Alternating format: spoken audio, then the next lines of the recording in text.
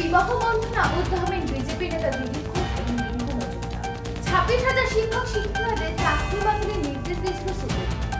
আগামী 31শে ডিসেম্বর পর্যন্ত 16,083 জন শিক্ষক শিক্ষিকা স্কুল পড়ুয়াদের পড়াবে। ভগবদ গীতা এবং ধর্মপ্রেমী নাট্যশাস্ত্রকে ইউনেস্কোর মেমোরি অফ দ্য ওয়ার্ল্ড রেজিস্টারে অন্তর্ভুক্ত করা হয়েছে।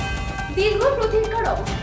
আজ বড় পর্দায় মুক্তি পেয়েছে অক্ষয় কুমারের অভিনীত কেশরী 2। অবশেষে মুক্তি পেল বহুল প্রতীক্ষিত নওয়াজুদ্দিন সিদ্দিকীর অভিনীত কেসটা ট্রেলার।